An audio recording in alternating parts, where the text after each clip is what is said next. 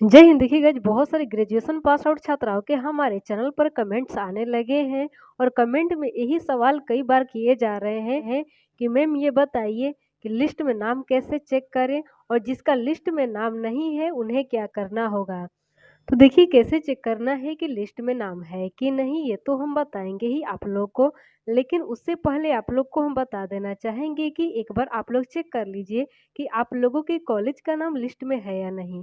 क्योंकि अगर आप लोग के कॉलेज का नाम लिस्ट में नहीं होगा तो भी आप लोग को स्कॉलरशिप का लाभ नहीं मिलेगा। इस बात को भी आप लोग ध्यान में रखिएगा। अब देखिए, बहुत सारी छात्राओं के कमेंट्स आएंगे कि हमारे कॉलेज का नाम मान्यता लिस्ट में है, लेकिन यूनिवर्सिटी के द्वारा बोला जा रहा है कि आपको स्कॉलरशिप का लाभ नहीं मिलेगा क्योंकि जिस सेशन से आपने ग्रेजुएशन पास किया है उस सेशन को मान्यता ही नहीं मिला था, या जिस विषय से आपने ग्रेजुएशन पास कर लिया है उसको मान्यता नहीं था, इसलिए आपको स्कॉलरशिप का लाभ नहीं मिलेगा। तो देखिए, अगर ऐसा आपकी यूनिवर्सिटी के द्वारा बोला जा रहा है तो बिल्कुल सही है। बेशक गलती हुई है कॉलेज और यूनिवर्सिटी के द्वारा ही, लेकिन खामियाजा तो भुगतना पड़ता है छात्राओं को ही। तो इसलिए आप लोगों से रिक्वेस्ट है कि एक बार अपने अपने कॉलेज का नाम चेक कर लीजिए कि लिस्ट में है या नहीं। और कैसे चेक करना है कि कॉलेज का नाम मान्यता लिस्ट में है या नहीं, आप लोग चेक करने के लिए इस तरीके को फॉलो कर सकती हैं। तो देखिए, चेक करने के लिए आप लोगों को गूगल पर टाइप करना होगा मेधा शॉर्ट। आप लोग ध्यान से देखिएगा कि स्पेलिंग में हम क्या क्या डाल रहे हैं। बस इतना ही टाइप करके आप लोगों को सर्च पर क्लिक कर देना है। हम कर देते हैं। देखिए, ऊपर भी वेबसाइट शो कर रहा है, इस पर क्लिक करके आगे बढ़ना है। अब देखिए, क्लिक करने के बाद कुछ इस तरह का इंटरफेस ओपन हो जाता है। यहाँ पर आप लोग देख पा रहे हो कि 2 लिंक दिया गया है ग्रेजुएशन के लिए, लेकिन नीचे वाले लिंक पर हमेशा क्लिक करना होता है, तो इस बार भी हम इसी पर क्लिक करेंगे। अब देखिए, स्क्रॉल करके थोड़ा नीचे आएंगे, कुछ नोटिस डाला गया है, आप लोग चाहे तो इसको पढ़ सकती हैं। अब देखिए, आगे का स्टेटस चेक करने के लिए नीचे में एक लिंक दिया गया है रिजल्ट पब्लिकेशन बिटवीन 1/4/2021 टू 30/9/2023। लेकिन अगर आप लोग का इसके पहले इसके बाद में रिजल्ट आया है तो भी आप लोग चेक कर सकती हैं। चलिए चेक करते हैं। अब देखिए, यहाँ पर कोई भी आइकन शो नहीं कर रहा है, तो अपने क्रोम ब्राउजर को डेस्कटॉप साइट में कर लेते हैं।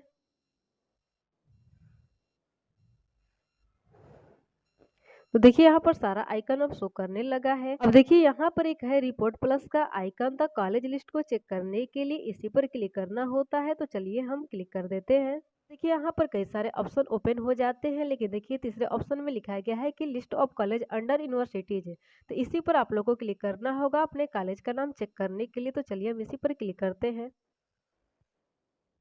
अब देखिए, ऊपर में यूनिवर्सिटी सिलेक्ट करना है, नीचे में कॉलेज के टाइप को सिलेक्ट करना है कि किस टाइप का आपका कॉलेज है। तो चलिए किसी एक यूनिवर्सिटी का हम चेक कर लेते हैं।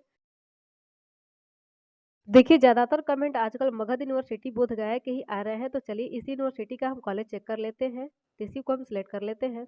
अब चलिए यहाँ पर कॉलेज का टाइप सिलेक्ट कर लेते हैं। अब देखिए, 4 टाइप के कॉलेज का विवरण दिया गया है, कंस्टिट्यूएंट, अफिलिएटेड, माइनॉरिटी और गवर्नमेंट कॉलेज। तो इनमें से किस टाइप का आपका कॉलेज है, आपके मार्कशीट पर, आपके सर्टिफिकेट पर लिखा गया होगा। तो चलिए कंस्टिट्यूएंट में ही हम चेक कर लेते हैं कि कितने कॉलेजों का नाम है। अब देखिए, सिलेक्ट करके सर्च पर हम क्लिक कर देते हैं। अब देखिए, इधर यूनिवर्सिटी नेम, कॉलेज नेम, यहाँ पर एड्रेस आ गया। इस तरह से आप लोग चेक कर सकती हैं कि आपके कॉलेज का नाम इसमें है या नहीं। अगर देखिए इसमें आपके कॉलेज का नाम नहीं है तो आप अपने मार्कशीट या सर्टिफिकेट के अकॉर्डिंग जिस टाइप का आपका कॉलेज है उसमें अपने कॉलेज का नाम चेक कर सकती हैं।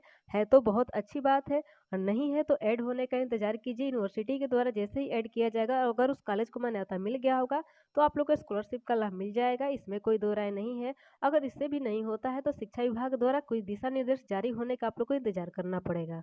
तो देखिए, लिस्ट में नाम चेक करने के लिए आप लोग पेमेंट प्लस पर क्लिक कीजिएगा। पेमेंट प्लस पर क्लिक करते ही आप लोग देख सकते हैं कि 2 ऑप्शन खुल गया है। हो गया list of student for payment, तो इस पर हम लोग क्लिक कर देंगे। देख सकते हैं कि कुछ इस तरह का इंटरफेस ओपन हो गया है। इसको भी थोड़ा सा हम जूम कर लेंगे। और देखिए, यहाँ पर है सिलेक्ट यूनिवर्सिटी, तो अपना यूनिवर्सिटी आप लोग सिलेक्ट कर लीजिएगा और यहाँ पर अपना रजिस्ट्रेशन नंबर डाल लीजिएगा और यहाँ पर लिस्ट नंबर डालकर आप लोग चेक करते जाइएगा। तो देखिए, सिलेक्ट यूनिवर्सिटी पर हम क्लिक करते हैं। अब कोई भी यूनिवर्सिटी सिलेक्ट कर लेंगे। वीर कुंवर यूनिवर्सिटी आ रहा है कि बहुत सारी छात्राओं का रजिस्ट्रेशन नंबर मेरे पास है, इसलिए चेक करके बताने में सहूलियत होगी मुझे। हम वीर कुंवर सिंह यूनिवर्सिटी आ रहा पर क्लिक करेंगे। हो गया, और यहाँ पर रजिस्ट्रेशन नंबर डाल लेते हैं।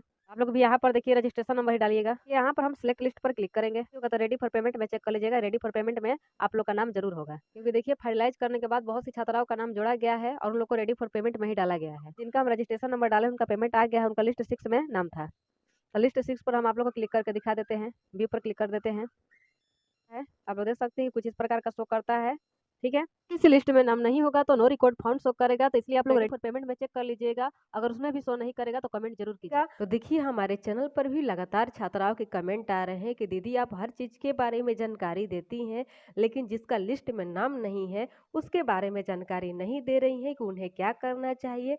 तो देखिए बहन, अगर आप लोगों ने पहले से ही अपने कॉलेज या यूनिवर्सिटी में डॉक्यूमेंट जमा कर दिया है तो आप लोग वेट कीजिए पोर्टल पर डेटा अपलोड होने का। अब देखिए बहुत सारी छात्राओं को तो यह ज्ञात है कि कैसे चेक किया जाता है कि हमारा डाटा पोर्टल पर अपलोड है या नहीं, लेकिन कुछ छात्राएं ऐसी भी हैं जो कि इस बात से भी अनभिज्ञ हैं कि यह कैसे चेक किया जाता है। तो वे लोग इस वीडियो को देखें और चेक कर ले कि डेटा अपलोड है कि नहीं। अगर नहीं है तो अपलोड होने का वेट कीजिए। पोर्टल जैसे ही खुल जाता है वीडियो के माध्यम से आप लोग को हम सूचित कर देंगे। तो देखिए जिन्हें नहीं पता है कि कैसे चेक किया जाता है कि पोर्टल पर डाटा अपलोड है कि नहीं, वे लोग इस वीडियो को देख सकती हैं और समझ सकती हैं।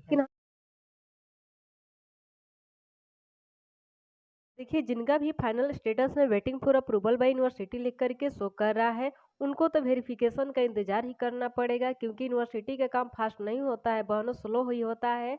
तो आप लोग अपने डॉक्यूमेंट के वेरिफिकेशन होने का इंतजार कीजिए, यूनिवर्सिटी वेरीफाई करके आगे बढ़ा देती है। तब तो फाइनल स्टेटस में ready for payment subject to availability of funds लिख करके शो कर देगा। अगर नहीं कर रही है तो आप लोग को 10 से 15 दिन और इंतजार करना पड़ेगा। तो देख लीजिए फाइनल स्टेटस में लिख रहा है ready for payment subject to availability of funds है। तो देखिए इसको देख करके बहुत सारी छात्राएं घबरा गई हैं कि आखिर इसका मतलब क्या है, क्या अब हमारा पेमेंट नहीं मिलेगा, आखिर पूरा मामला है क्या। तो देखिए तो इंग्लिश में लिखा गया है, चलिए इसको हम हिंदी में कन्वर्ट कर देते हैं तब जाकर के समझाएंगे तो आप लोग को भी बहुत अच्छे से समझ में आएगा।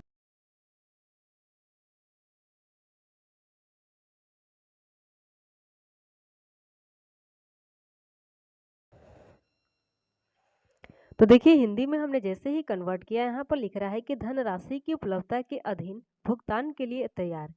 यानी कि देखिए अभी जो आप लोग का पेमेंट है, जो आप लोगों को 50,000 के स्कॉलरशिप का लाभ मिलने वाला है, वो धनराशि की उपलब्धता के अधीन है। यानी कि विभाग को जैसे ही धनराशि मिल जाती है, आदेश मिल जाता है, तब भुगतान की प्रक्रिया शुरू कर दी जाएगी। तो अभी आप लोग को वेट ही करना होगा। अब देखिए बहुत सारी छात्राओं का कमेंट आएगा कि इसके लिए अब हमें क्या करना होगा, क्या कॉलेज या यूनिवर्सिटी जाना पड़ेगा। तो जी बिल्कुल नहीं, अब आपको कुछ नहीं करना है, बस आप लोग को वेट करना है, पेशेंस रखना है। इसके अलावा दूसरा कोई ऑप्शन नहीं है, नहीं, और ज़्यादा घबराने की ज़रूरत नहीं है कि देखिए डिपार्टमेंट का मामला है, इसमें आप लोग कुछ नहीं कर सकती हैं, तो आप लोग को वेट ही करना है। लेकिन हाँ, आप लोग का अगर आधार नंबर आप लोग के बैंक अकाउंट के साथ सीड नहीं होगा तो आप लोग से रिक्वेस्ट है कि आप तुरंत सीड करा लीजिए। अब देखिए जिनका भी form father name mismatch by university के कारण रिजेक्ट हो गया है, उन्हें अब क्या करना होगा। तो आप लोग को एक बात बताना चाहेंगे कि यूनिवर्सिटी के द्वारा आप लोग का डेटा सही से अपलोड नहीं किया गया था, फादर नेम की जगह पर एनी यानी कि नॉट अवेलेबल लिख करके अपलोड किया गया था। देखिए जिनका भी फॉर्म बार बार रिजेक्ट हो रहा है फादर नेम में गड़बड़ी की वजह से, उनसे हम रिक्वेस्ट करेंगे कि एक बार वो अपनी यूनिवर्सिटी में विजिट करके अपने फादर नेम में सुधार करवा ले। अगर वो लोग सुधार नहीं करवाएंगे तो चाहे वो जितनी बार ऑनलाइन आवेदन करें, उन लोग का फॉर्म रिजेक्ट होता रहेगा। जिनका भी एप्लीकेशन यूनिवर्सिटी लेवल 2 में, 3 में या हेडक्वार्टर वेरिफिकेशन में पेंडिंग है, किसी अन्य कारण से भी पेंडिंग में ही है, उनको भी इंतजार करना पड़ेगा, करना होगा फॉर्म के आगे बढ़ने का है। और अब देखिए जिनके भी कॉलेज को मान्यता प्राप्त नहीं है, विषय को मान्यता प्राप्त नहीं है, उनको तो और भी इंतजार करना होगा शिक्षा विभाग के अगले आदेश और निर्देश का। लेकिन आप लोग से एक और रिक्वेस्ट करेंगे कि आप लोग एक बार यूनिवर्सिटी में विजिट कर लीजिए कि मूल प्रमाण पत्र सच में मिल रहा है कि नहीं। अगर मिल रहा होगा तो आप लोग ध्यान से ले लीजिएगा, क्योंकि मूल प्रमाण पत्र नहीं रहेगा तो भी आप लोग स्कॉलरशिप से वंचित हो जाएंगे। अगर शिक्षा विभाग निर्देश भी दे देता है कि आप लोग फॉर्म भरे उसके बावजूद भी, ठीक है ना।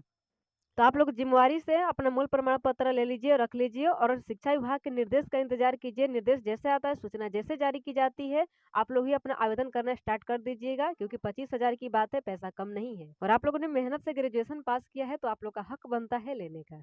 तो उम्मीद करते हैं कि इस वीडियो में मेरे द्वारा दी गई जानकारी आप लोग को अच्छी लगी होगी। अगर अच्छी लगी होगी तो वीडियो को लाइक कर दीजिएगा। साथ ही कोई न्यू क्वेश्चन हो और आप लोग भी चैनल पर न्यू आई होंगी तो चैनल को सब्सक्राइब करके बेल आइकन को प्रेस करके जो भी क्वेश्चन करना होगा वीडियो के कमेंट बॉक्स में टाइप कर दीजिएगा। नेक्स्ट वीडियो में उससे संबंधित जानकारी हमारे द्वारा दे दी जाएगी।